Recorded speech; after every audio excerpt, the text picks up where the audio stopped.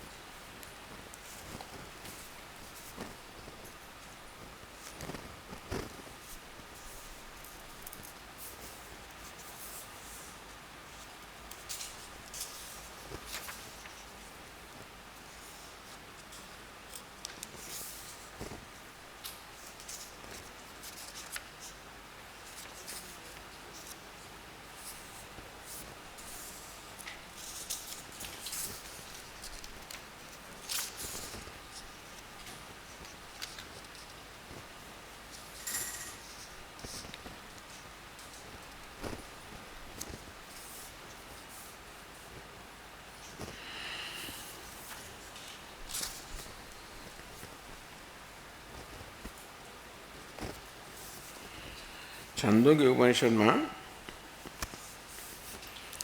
पहला अध्यायना 9मा खंड में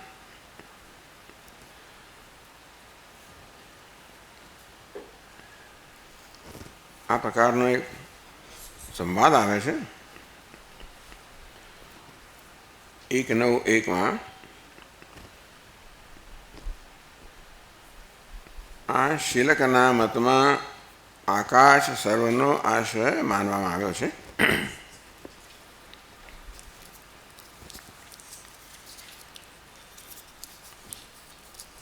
अस्य लोकस्य का गतिः,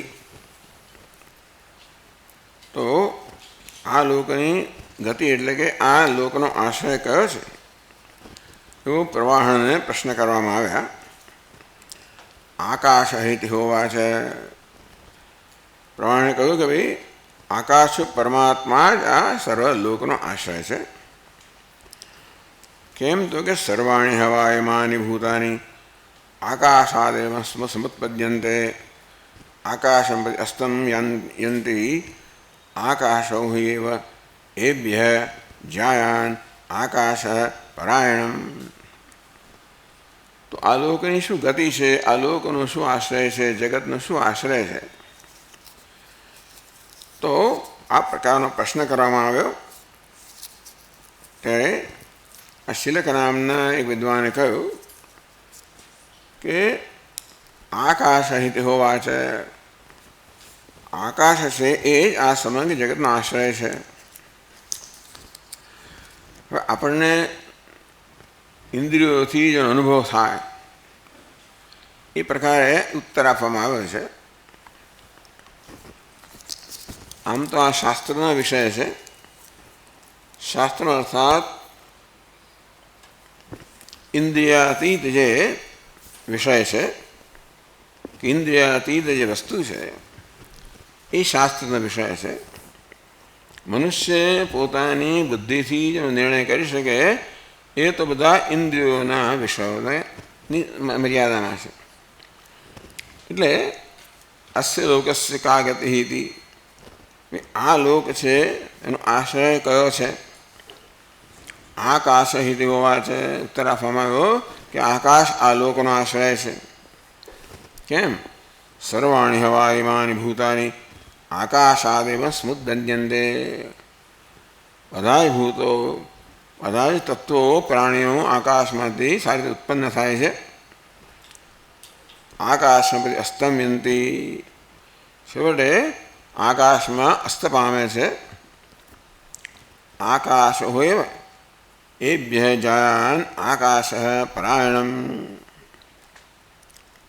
આ આકાશ જ આ બધામાં સૌથી વધારે મહાન છે અને પરાયણમ એ જ સર્વનો આશ્રય છે.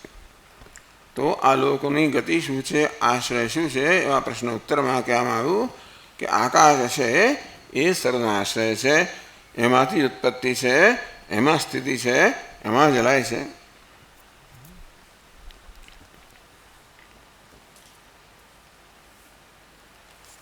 તો હવે આ જે આપણે વાંચ્યું હોય આ કંડિકા એ આપણા બ્રહ્મસૂત્રનો વિષય છે. 326માં પાન પર કહેવામાં આવ્યું આકાશ હિ હોવાચિ તત્ર ખમ બ્રહ્મવા અત્ર ખમ. પ્રશ્ન કરવામાં આવ્યો કે આકાશ એ પ્રકારે જ્યારે ત્યાં આગળ છંદોગ્યમાં ઉત્તર આપવામાં આવ્યો 1:9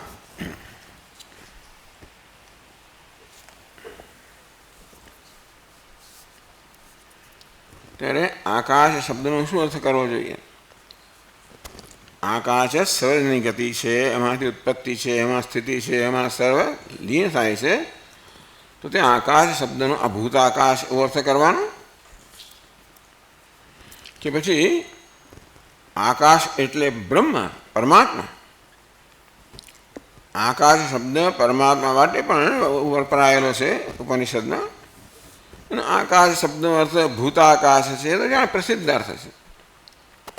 ત્યાં જ્યારે કહેવામાં આવ્યું કે આ જગતનો શું આધાર છે ત્યારે આકાશ શબ્દનો શું કરવાનો? શબ્દસ્ય એટલે ખમ બ્રહ્મવા અત્ર ખમ. ખમ એટલે આકાશ, એનો અર્થ થાય કે બ્રહ્મ એવું આકાશ શબ્દનો અર્થ થાય એવો સંદેહ થયો. શબ્દસ્ય તત્ર રૂઢત્વાદ.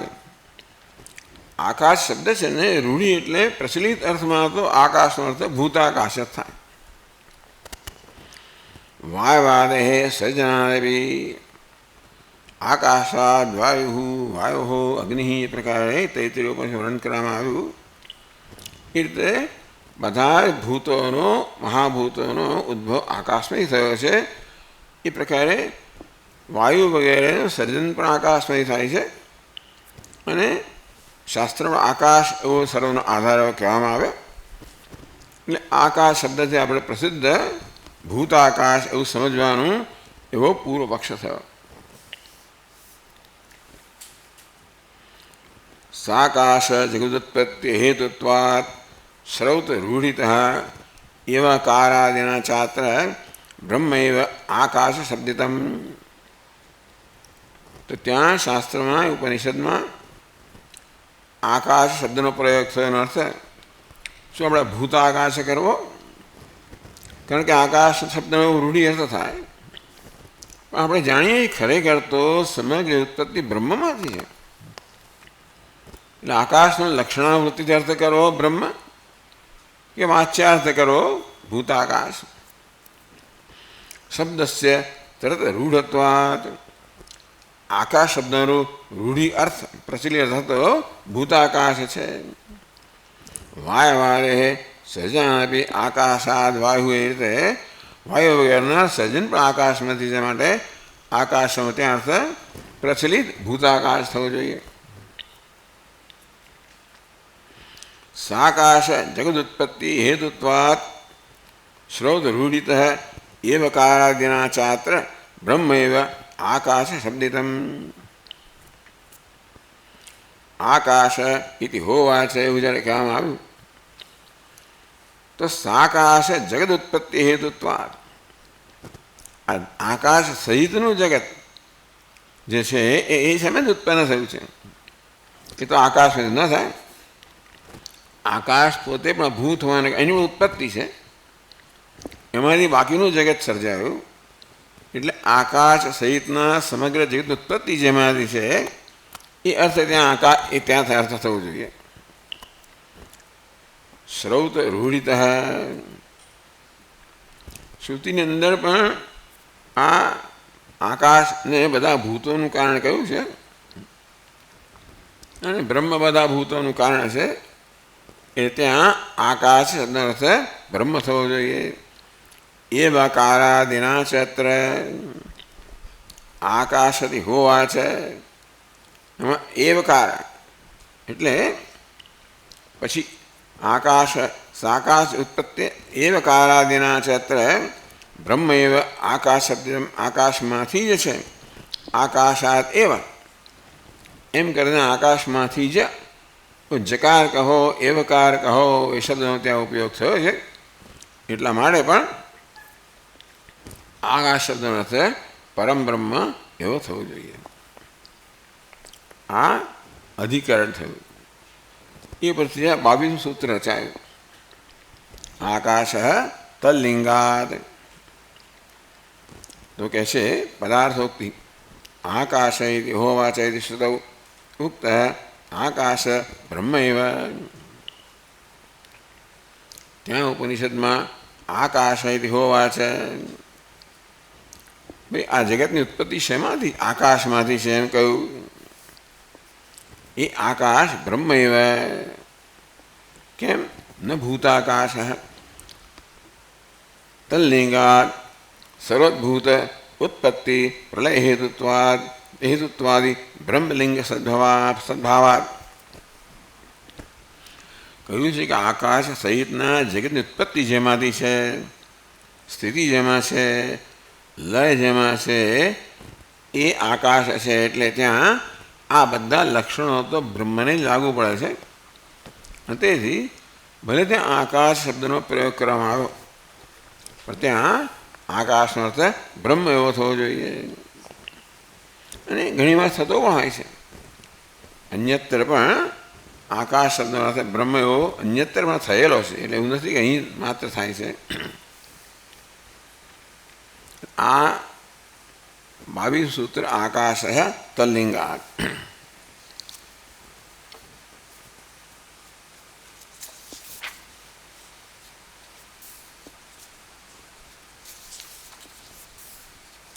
લાંબુ છે. ચાલો હવે સરસ. તો 327 પાન પર ભાષ્યકાર એટલે ભાષ્યનો પ્રારંભ થાય છે. પહેલા વિષય સંશય. વિષય કહેવાનો કયું વાક્ય છે? સંશય સંશય શું? બે અર્થ થઈ શકે. પૂર્વ પક્ષનો શું અભિપ્રાય છે? ઉત્તર પક્ષ આપણો શું ઉત્તર છે? સિદ્ધાંત અમે શું સિદ્ધાંત તારવીએ છીએ. આ બધા 5 મળીને એક અધિકરણ બને. તો પહેલાં ભાષ્યકાર 327 પાન પર વિષય કહે છે આપણને ઇદમ આમનંતી. તો ભાઈ છાંદોગ્ય ઉપનિષદમાં આ પ્રકારે ગાવામાં આવ્યું છે. છંદાંસી ગાયંતી છંદોગાહ. આ છંદસનું ગાન કરનારાને છંદોગત કહેવામાં આવે છે. એમનું ઉપનિષદ છંદોગી ઉપનિષદ છે. આ પ્રકારે ત્યાં આગળ લાવવામાં આવ્યું કહેવામાં આમનંતી અસ્ય લોકસ્ય કા ગતિ હતી. ત્યાં પ્રશ્ન કરવામાં આવ્યો કે ભાઈ આ લોકની ગતિ શું છે, આ લોકનો આધાર શું છે, એટલે કે એનું છેવટે તત્વ શું છે.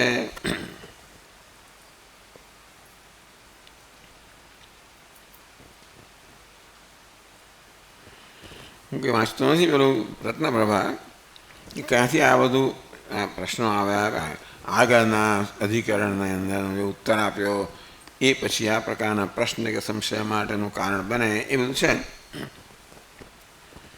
પણ છંદોગ્ય વાક્યમ ઉદાહરતી છાંદોગ્ય ઉપનિષદના આ વાક્યને કહે છે શાલાવત્ય આક બ્રાહ્મણ જયવિલિમ રાજાનમ પૃચ્છતી. છંદોગ્યમાં આ પ્રકારનો સંવાદ આવે છે જ્યાં આ બ્રાહ્મણ છે જેનું નામ શાલાવત્ય છે એ જયવિલી રાજાની સભામાં જઈને આ પ્રકારે પ્રશ્ન કરે છે અસ્ય પૃથ્વીલોકસ્ય અન્યસ્ય કહ આધાર હતી. આ વિદ્વાન રાજાને પૂછે. રાજા પ્રસિદ્ધ છે એની વિદ્વત્તા માટે અને વિદ્વાનોનું પોષણ કરવા માટે એમને પ્રોત્સાહિત કરવા માટે પ્રસિદ્ધ છે. એટલે એ યુગની અંદર એ જમાનામાં વિદ્વાનો રાજાની સભામાં જાય અને પોતાની વિદ્વત્તા પુરવાર કરે. એ પ્રકારે રાજા પાસેથી પછી એ ભેટ પ્રાપ્ત કરે. રાજાઓ પણ પ્રેમથી આપે. એ કોઈકની વિદ્વત્તા આ પ્રકારે સિદ્ધ થાય ત્યારે તે ભેટ પ્રાપ્ત કરવા માટે બ્રાહ્મણો છે ને છેવટે બ્રાહ્મણને પોતાને એની આવક માટે બીજું કોઈ સાધન નથી. વૈશ્યને સાધન છે, શૂદ્ર પણ સેવા સાધન છે, ક્ષત્રિયને પણ સાધન છે રક્ષણ કરવું. બ્રાહ્મણને એવો કોઈ સાધન નહીં, વ્યવસાય નથી જેથી એ પોતાનું પોષણ કરી શકે. એટલે બ્રાહ્મણનું પોષણ તો બાકીના સમાજે કરવાનું હોય. વૈશ્ય છે એ બધી ધન સંપત્તિ આપે, ક્ષત્રિય છે રક્ષણ વગેરે, અને શૂદ્ર છે સેવા પ્રદાન કરે. આ પ્રકારે બાકીના વર્ણો છે પોતપોતાની કર્તવ્યથી આ બ્રાહ્મણનું પોષણ કરે. કારણ કે એ બહુ આવશ્યક હતું. બ્રાહ્મણ જ ગુરુ હતો. એ જ વેદનું પાઠન કરે અને તેથી શાસ્ત્ર સાથે અને એમ કોઈ ઈશ્વર સાથે એને સીધો સંબંધ હતો. બ્રાહ્મણ આપણને શાસ્ત્ર અને ઈશ્વર સાથે સંબંધ કરાવે. બ્રાહ્મણ ગુરુ સંબંધ કરાવી આપે. એટલે બ્રાહ્મણની આ પ્રકારની પ્રસિદ્ધિ હતી, એની પ્રતિષ્ઠા હતી, એનું માન સન્માન હતું. એટલે અસ્ય લોકસ્ય કા ગતિ હતી. આ પ્રકારે શાલાવત્ય બ્રાહ્મણ જૈવલીની સભામાં જઈને પૂછે છે અસ્ય પૃથ્વીલોકસ્ય અન્યસ્ય કહ આધાર હતી. અસ્ય લોક એટલે માત્ર પૃથ્વીલોકની જે કંઈ લોક છે એ બધાનો આધાર કયો છે. રાજા બ્રુતે આકાશ ઇતિહાસ. રાજા ઉત્તર આપે છે કે આકાશ છે એનો આધાર. યદેશ આકાશ ઇતિ આનંદત્વસ્ય અસાધારણસ્ય શ્રવણાત આકાશ બ્રહ્મ ઇતિ અવધારિતમ. યદેશ આકાશ ન સ્યાત કોહ્યવાન્યાત કઃ પ્રાણ્યાત યદેશ આકાશ આનંદો ન સ્યાત. એમ કરીને આકાશને આનંદ અને આત્મા સાથે એનો તુલના કરવામાં આવે કે એ જ અર્થ કહેવામાં આવે.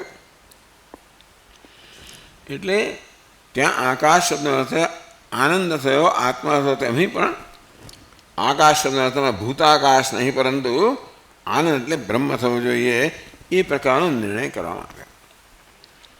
મેં કહ્યું ને કે બ્રહ્મસૂત્રનું પ્રયોજન છે ઉપનિષદના વાક્યોના અર્થનો નિર્ણય કરવો.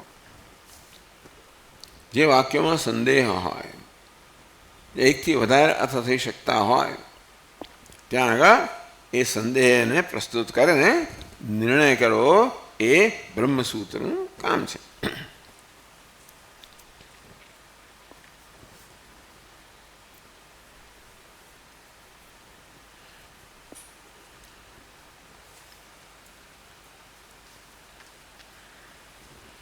તો આપણે 327 પાન પર ભાષ્ય જોઈએ. ઇદમ આમનંતી અસ્ય લોકસ્ય કા તો વાંચ્યું કે આ પ્રકારે ઉપનિષદમાં શાસ્ત્રમાં વેદમાં કહેવામાં આવ્યું અસ્ય લોકસ્ય કા ગતિ, આ લોકની શું ગતિ છે એટલે શું આધાર છે એટલે શું તત્વ છે. સર્વાણી હવા ઇમાની ભૂતાની આકાશાદેવ સમુત્પદ્યન્તે આકાશમ પ્રતિ અસ્તમ્યંતી આકાશો એવ એભ્ય જ્ઞાન આકાશ પરાયણમિતિ. તો ઉત્તર આપવામાં આવ્યો કે સર્વાણી હવા ઇમાની ભૂતાની, આ બધા જ ભૂતો આકાશમાંથી જ ઉત્પન્ન થાય છે. એવું છંદોગ્ય ઉપનિષદ કહેવામાં, એ વાક્ય અહીંયા આગળ ઉદ્ધૃત કરવામાં આવે છે. આકાશમ પ્રતિ અસ્તમ ગચ્છંતી યંતી, બધા ભૂતો બધું સમગ્ર વળી આકાશમાં જ લીન થાય છે. આકાશ એભ્ય જાયાન, આકાશ જ આ બધાથી મહાન છે. આકાશ પરાયણમ, એ જ પરમ ગતિ છે. આકાશ સર્વથી વિસ્તૃત છે, મહાન છે, વ્યાપક છે. અને આકાશ જ પરમ આકાશ એવ, આકાશ એવ એભ્ય જાયાન, એવકાર છે. આકાશ પરાયણમ, અયન એટલે ગતિ, પરાયણ પરમ ગતિ છે. આકાશ જ પરમ ગતિ એટલે બધી વસ્તુઓ છે વડે આકાશમાં જઈને વિરમે છે. એ રીતે આ વાક્ય છે. તત્ર સંશય, ક્યારે એ આ બ્રહ્મસૂત્રનો વિષય બને, વિષય તો આવ્યો સંશય. કિમ આકાશ શબ્દેન પરમ બ્રહ્મ અભિધીયતે ઉત ભૂત આકાશમિતિ. જ્યારે વાક્યના બે અર્થ, એકથી વધારે અર્થ થઈ શકતા હોય ત્યારે સંશય જન્મે કયો અર્થ લેવાનો, એટલે સંશય અહીંયા આગળ પ્રસ્તુત કરવામાં આવ્યો. કેમ આકાશ શબ્દેન પરમ બ્રહ્મ અભિધીયતે, ત્યાં આગળ છાંદોગ્યના એ વાક્યમાં આકાશ એ શબ્દથી પરમ બ્રહ્મ એવું કહેવામાં આવે છે. પરમ બ્રહ્મનો નિર્દેશ કરવામાં આવે એ લક્ષણાવૃત્તિ થાય. હું તો ભૂતાકાશમાં તો આ ભૂતાકાશ પંચમા ભૂતરૂપી આકાશ છે એનો વાચ્યાર્થ થાય. આકાશ શબ્દ જ્યારે પ્રયોગ થાય ત્યારે પહેલું આપણા મનમાં ભૂતાકાશ જ જન્મે. કે જે સંદર્ભમાં કહેવામાં આવ્યું છે એમાં ગોઠવાતું ન હોય તો પછી આપણે બીજા અર્થની અન્વેષણ કરીએ. એટલે પહેલું તો ભૂતાકાશમ, પણ આકાશનો અર્થ બ્રહ્મ એવો પણ થયેલો છે. એટલે પ્રશ્ન થયો કે આકાશ શબ્દ બ્રહ્મ એવો અર્થ કરવાનો કે આ ભૂત આકાશ કરવાનો. કુત સંશય,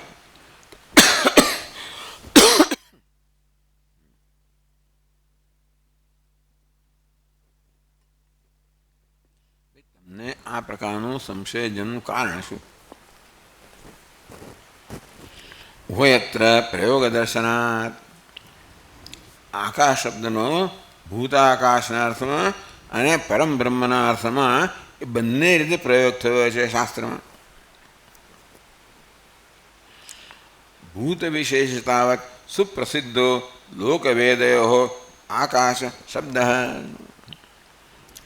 રૂઢિ અર્થ કહો, પ્રચલિત કે પ્રસિદ્ધ અર્થ કહો તો તાવત લોક વેદયો, લોક વ્યવહારની અંદર વેદની અંદર પણ આકાશ શબ્દ છે એ મોટે ભાગે ભૂત વિશેષ, આ ભૂતાકાશના અર્થમાં જ એનો પ્રયોગ થતો હોય છે આપણા વ્યવહારમાં અને વળી શાસ્ત્રમાં પણ.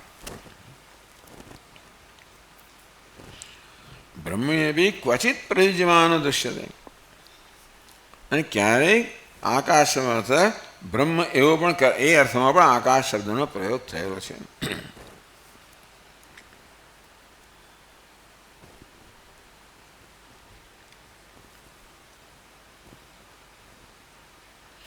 યત્ર હવે તો પછી શું કહો, એટલે માત્ર એ જ વાક્ય આપણે આગળ બધું જોઈએ એટલે પૂર્વાપર સંબંધ જોવાનો હોય. આપણે ઘણી વાર કહીએ એક વાક્યનો ક્યાંય પણ અર્થ કરવા માટે પૂર્વ પહેલાંનો અને પછીનો બધો સંબંધ જોવાનો હોય.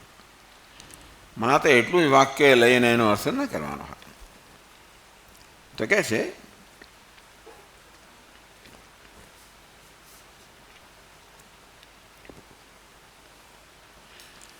યત્ર વાક્યશેષ વશાદ અસાધારણ ગુણ શ્રવણાદ્વા નિર્ધારિતમ બ્રહ્મ ભવતી. ક્યારેક વાક્ય શેષ વશાદ પછી જે વાક્યો આવે છે એના આધારે અથવા અસાધારણ ગુણ શ્રવણાત કે આકાશના અસાધારણ ગુણ કયા એમાંથી ઉત્પત્તિ છે, સ્થિતિ છે, લય છે વગેરે. આકાશ જો ભૂત હોય, મહાભૂત હોય, પંચમહાભૂત, તો એની પોતાની ઉત્પત્તિ છે. ક્યારેક આકાશમાંથી જગતની ઉત્પત્તિ છે, સ્થિતિ છે, લય એમ કહેવામાં આવે ત્યારે એ ભૂતાકાશ ન હોય ત્યારે ત્યાં આકાશમાં બ્રહ્મ એવું કરવું જોઈએ. કારણ કે આ બધા ભૂતોની ઉત્પત્તિ, સ્થિતિ, લય બ્રહ્મમાં છે. એ આપણે ઉપનિષદમાં જાણીએ છીએ. એટલે આકાશને પણ ઉત્પત્તિ, સ્થિતિ, લયનું કારણ બતાવ્યું હોય તો ત્યાં ભૂતાકાશને કંઈ એની ઉત્પત્તિ થયેલી છે ત્યાં બ્રહ્મ નિર્ધારિતમ ભવતી. અસાધારણ ગુણ કયો એમની ઉત્પત્તિ છે, સ્થિતિ છે, લય છે, એવો આકાશનો અસાધારણ ગુણ કહેવામાં આવ્યો હોય ત્યારે એનો અર્થ બ્રહ્મ કરવો જોઈએ. યથા યદેશ આકાશ આનંદો ન સ્યાદ કો સેવાન્યાત કઃ પ્રાણ્યાત યદેશ આકાશ આનંદો ન સ્યાદ. જો ભાઈ જો આનંદરૂપ આકાશ ન હોય તો પછી કોણ શ્વાસ લે? ટૂંકમાં આ જીવનનો કોઈ પ્રયોજન જ ના રહે. જો આકાશ આનંદ રૂપ આકાશ આનંદ જીવનમાં ન હોત તો જીવનનું કોઈ પ્રયોજન જ ના રહેત. એટલે કોણ શ્વાસ બહાર કાઢે, કોણ શ્વાસ લે, એટલે કોણ જીવવા ઈચ્છે? પ્રાણી માત્ર ને મુખ્યત્વે મનુષ્યના માત્રના જીવનનું પ્રયોજન આનંદ જ છે. એ હોત જ નહીં તો જીવનનું શું પ્રયોજન હોય? આપણે શું કામ જીવીએ અથવા શ્વાસ લઈએ? આવી બધી તકલીફ શું કામ લઈએ? જીવવું એ આપણે પ્રયત્ન માંગી લે છે. બધી જગ્યાએ પેઇન રહેલું છે, દુઃખ રહેલું છે, પીડા રહેલી છે. એટલે કહ્યું ભગવદ્ ગીતાની અંદર પણ, એટલે ઉત્પત્તિમાં આપણી ઉત્પત્તિમાં પીડા છે ને મૃત્યુમાં પીડા છે ને જીવન દરમિયાન પીડા જ પ્રધાન છે. શારીરિક પીડા હોય, માનસિક, બીજા મનુષ્ય બહુ નથી કહ્યું અનેક વાર દુઃખીમાં દુઃખી પ્રાણી મનુષ્ય છે આ જગતની અંદર. પણ એટલા માટે એવું કોણ આવું જાતનું જીવન કોણ પસંદ કરે? આપણે પોતે આ પસંદ કરેલું છે. આપણે જ્યારે જન્મ લઈએ ત્યારે આપણી પસંદગીના પણ અમે રહેલી છે. એકલું ઈશ્વર નિર્ણય એવું આપણા શાસ્ત્રમાં નથી. ઈશ્વર જ નિર્ણય કરે તું ક્યાં જન્મ લઈશ તો આપણે ભગવાને ફરિયાદ કે તે આવું મને કેમ આપ્યું, મને કેમ આવો બનાવવાનું, પેલાને કેમ?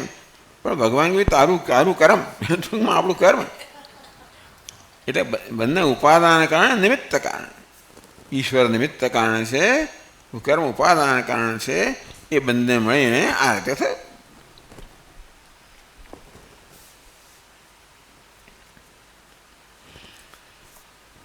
યદેશ આકાશ આનંદ સ્યાત કો સેવાન્યાત કઃ પ્રાણ, એ વાક્ય કહ્યું. પછી આગળ કહે છે 388 આકાશ વૈ નામ રૂપયો નિર્વહિતા. નામ શબ્દાલંકાર કહેવાય. આકાશ વૈ નામ શબ્દાલંકાર. નામ એ નામ શબ્દનો કોઈ વિશેષ અર્થ નથી. પછીનું નામ રૂપયો એટલે આ વાક્ય સુંદર બનાવે છે. આકાશ વૈ નામ રૂપયો નિર્વહિતા. આકાશ છે એ નામ રૂપનો વહન કરનારો છે, નિર્વહિતા. અહીં કહ્યું કે ભાઈ વ્યક્ત કરનારો છે. ચાલો, નિર્વહિતા વ્યક્ત કરનારો છે. ઉત્પત્તિ અહીં કહી ઉત્પત્તિ સ્થિતિ હેતુ વહન કરનાર છે. એટલે આકાશ હોય નામ રૂપયો નિર્વહિતા એટલે આકાશ જે છે એ નામ રૂપનું વહન કરનાર છે. એ ઉત્પત્તિ સ્થિતિ લય હેતુ છે.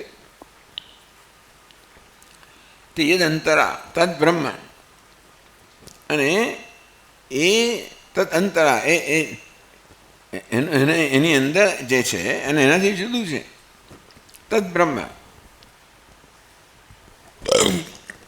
આ નામરૂપ જેનાથી ભિન્ન છે. અંતરા અંદર પણ કરવામાં આવે કે નામરૂપ જેની અંદર છે, જેનાથી ભિન્ન છે, એ બ્રહ્મ છે. ઇતિ છે એવમ આદૌ, આ પ્રકારના વાક્યોમાં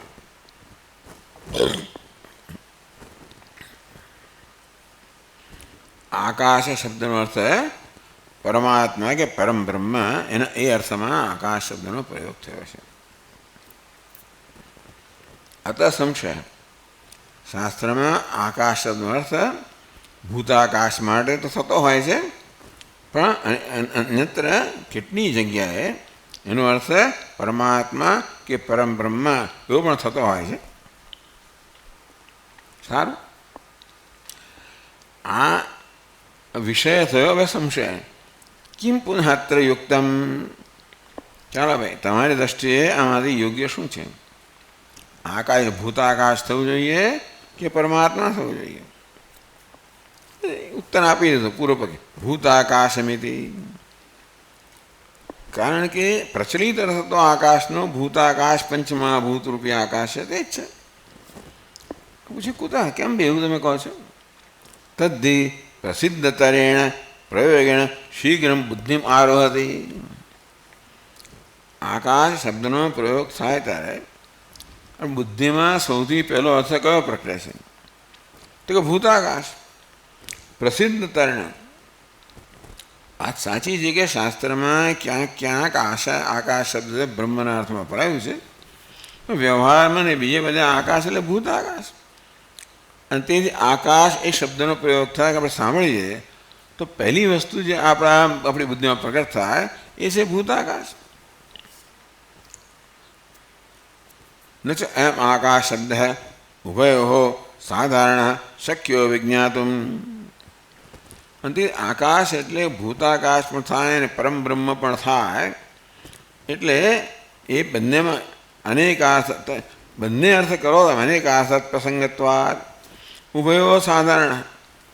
આકાશ એટલે ભૂતાકાશમાં ખરું, એને બ્રહ્મ કરવું એટલે બ્રહ્મના અર્થમાં પણ આકાશનો પ્રયોગ છે. ચાલો બંનેમાં અહીંયા હોય તો શું વાંધો છે? એવું જ્યારે કહેવામાં આવ્યું કે ભાઈ આકાશ સર્વાણી હોય ભૂતાની આકાશમ ઉત્પદ્યંતે નહીં, એ વાક્યમાં આકાશમાં તો ભૂતાકાશે કરો, પરમ બ્રહ્મે કરો, કેમ ના થાય? તો કે અનેકાર્થત્વ પ્રસંગાત, એક જ શબ્દના એકથી વધારે અર્થ ન થવું જોઈએ. આપણે વ્યવહારની અંદર પણ ક્યારેય શબ્દનો પ્રયોગ કરીએ ત્યારે આપણે વાપરેલા શબ્દનો અર્થ એકથી વધારે ન થવો જોઈએ. એ લોકો બીજા બધી રીતે કરતા હોય, છળ વગેરે માટે જુદી વાત છે, પણ આપણે ખરેખર જે આપણા મનમાં જે પહોંચાડવા માગતા હોઈએ તો આપણે જે શબ્દનો પ્રયોગ કરીએ એનો એક જ સ્પષ્ટ અર્થ થવો જોઈએ, તો જ આપણે જે કહેવા માગીએ છીએ એ અન્ય વ્યક્તિને પહોંચે. નહીંતર આપણે એનામાં ગૂંચવાડો ઉત્પન્ન થાય. એવો ઈરાદો ન હોય, એવો ઈરાદો હોય તો જુદી વાત છે, પણ આપણો ઈરાદો એવો હોય કે ભાઈ એ વ્યક્તિને સ્પષ્ટ અર્થ પ્રાપ્ત થાય તો જે શબ્દ આપણે વાપરીએ એનો એક જ અર્થ થવો જોઈએ. એટલે ન ચ અયમ આકાશ શબ્દ ઉભયો સાધારણ શક્ય વિજ્ઞાતુમ. આકાશ એટલે ભૂતાકાશમાં ખરું, પરમ બ્રહ્મ પણ ખરું, કેમ બંને નહીં?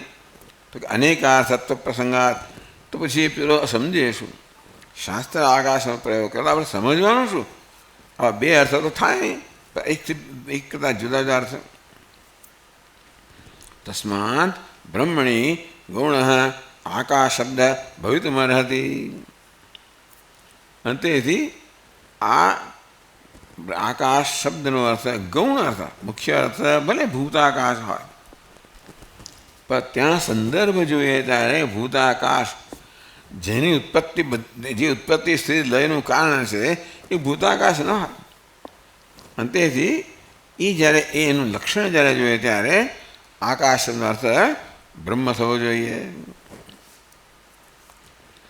વિભુત્વાદિભિ બહુભિ ધર્મૈ સદૃશમ આકાશેન બ્રહ્મ ભવતી.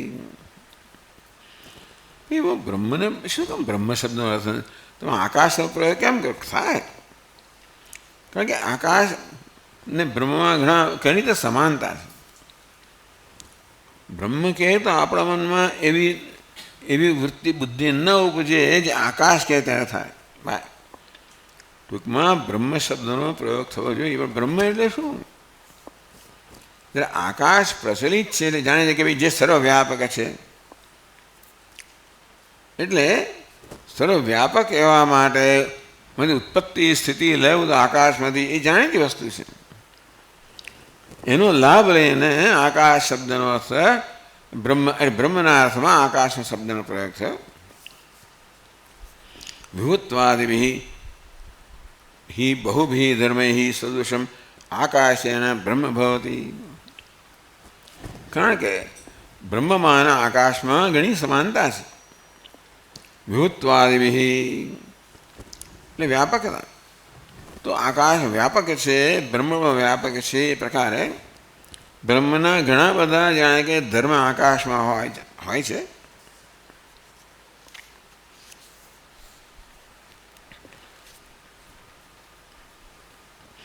આ ચર્ચા એટલે કહે છે પૂર્વ પક્ષે ભૂતાકાશાત્મના ઉદ્ગીત ઉપાસનાના વિષયની અંદર આ ચર્ચા થઈ છે. એટલા માટે ત્યાં આકાશ શબ્દ આકાશની ઉપાસના કરવાની, ઉદ્ગીત પર આકાશની કલ્પના કરવાની હોય તો મહત્વનું બની રહે છે કે આકાશ એટલે ભૂતાકાશ કે પછી પરમાત્મા. પેલો કહે છે કે ઉદ્ગીત એટલે ભૂતાકાશ. સિદ્ધાંત કે નહીં, આકાશ એટલે બ્રહ્મ. ઉપાસ્ય સ્પષ્ટ બ્રહ્મલિંગ વાક્ય સામાન્ય સન્મયુક્ત આપાદમ શ્રુત્યા વગેરે વગેરે. ટૂંકમાં અહીંયા બધા સંગતિ તમારે આપવી પડે. અમારી અહીંયા સંગતિ એ ટીકાકાર આપે છે. ભૂત્વાદિભિ હિ બહુભિ ધર્મૈ સદૃશમ આકાશેન બ્રહ્મ ભવતી. આકાશ પણ વ્યાપક છે, બ્રહ્મ પણ વ્યાપક છે. અસ્માન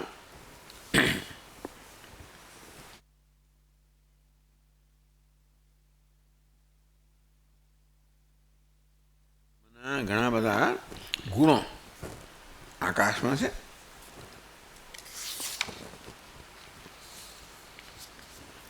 નીચે મુખ્ય સંભવે ગૌણ અર્થ ગ્રહણ અર્હતિ. મુખ્ય અર્થનો સંભવિત હોય ત્યારે ગૌણ અર્થ સ્વીકારવો ના જોઈએ. સમતે મુખ્ય સેવા આકાશસ્ય ગ્રહણ. ચાલો એટલામાં આ ભૂતાકાશ છે એ પ્રકારનો પૂર્વ પક્ષવાળાઓ કહે છે કે આકાશ શબ્દથી આપણા મનમાં પહેલાં એ જ અર્થ જન્મે. એટલે મુખ્ય અર્થ તો ભૂતાકાશ જ છે. બ્રહ્મ એ ગૌણ અર્થ છે. મુખ્ય અર્થ સંભવિત હોય તો ગૌણ અર્થ ન સ્વીકારવો જોઈએ. એટલે આ પૂર્વ પક્ષનો પૂર્વ પક્ષ. સિદ્ધાંતીય પૂર્વ પક્ષ જ્યારે એવું કહે તો સિદ્ધાંતી એનો વિરોધી બની જાય. ભૂત આકાશ પરિગ્રહે વાક્ય શેષ ન ઉપપદ્યતે. એ વાક્યમાં આકાશ શબ્દનો અર્થ આ ભૂતાકાશ કરો. પછીના જે વાક્ય શેષ પછીના જે વાક્યો છે એમાં એની સંગતિ નહીં બેસે. સર્વાણી હવા ઇમાની ભૂતાની આકાશાદેવ સમુત્પદ્યંતે ઇત્યાદિ. તો આકાશ વિશે આટલું તો પછી પણ કહેવામાં આવે છે કે બધા ભૂતોની ઉત્પત્તિ આકાશમાં થાય છે વગેરે.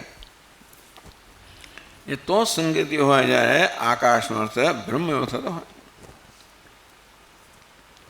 એટલે તમે ભૂતાકાશ એવો અર્થ કરો તો પછીના વાક્યો સાથે સંગતિ થશે નહીં. નહીં સદોષ હે.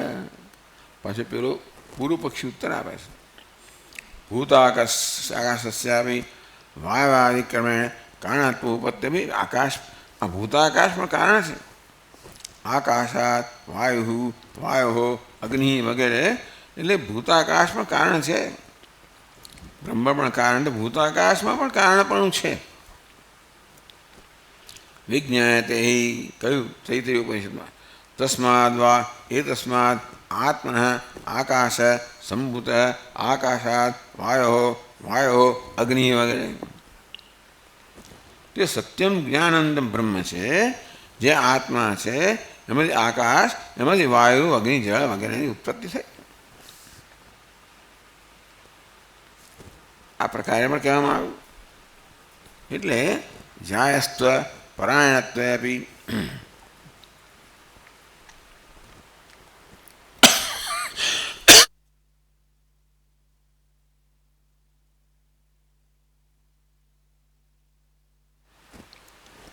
જાયસ્ત્વ પરાયણત્વ.